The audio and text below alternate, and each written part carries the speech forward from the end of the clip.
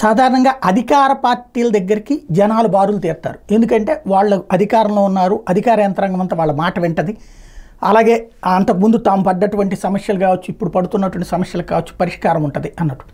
ఇప్పుడు జనసేన కార్యాలయం దగ్గర, తెలుగుదేశం కార్యాలయం దగ్గర బారులు తీరుతున్నారు. ఇందులో 20 నుంచి 30% భూ కబ్జాలు ఇట్లాంటిది. అందులో వైఎస్ఆర్ కాంగ్రెస్ పార్టీ వాళ్ళ వేధింపులు, వాళ్ళు లాక్కోబోయారు వాళ్ళ నాయకులు అనుచరులు అన్నటువంటిది వస్తుంటే, మిగతా 70-80% కూడా వ్యక్తిగత సమస్యలు. అయ్యా నాకు ఈ సమస్య ఉంది, నాకు అనారోగ్యము, నాకు కొంచెం డబ్బులు ఇప్పించండి, ఆసుపత్రిలో ట్రీట్మెంట్ ఇప్పించండి, ఇదే ఆరోగ్యశ్రీ లేదంటున్నారు, లేదంటే కనుక ఇంకో రకమైనటువంటి సమస్య, మా పిల్లలకు ఉద్యోగం ఇప్పించండి, మాకు ఆస్తి అస్సలు లేదు, ఇల్లు ఇప్పించండి, ఇట్లాంటి అడిగేవాళ్ళు 100కి 80 మంది ఉంటారు.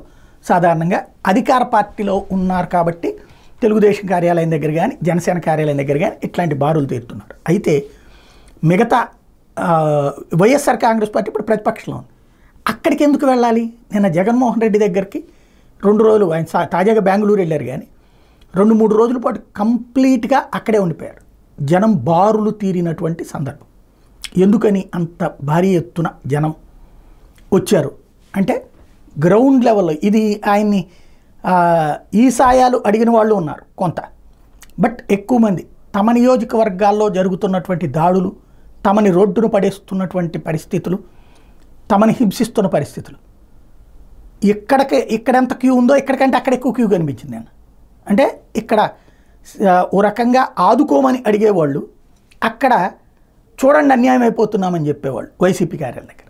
ఇది నిన్న బారులు తీరినటువంటి అంశం.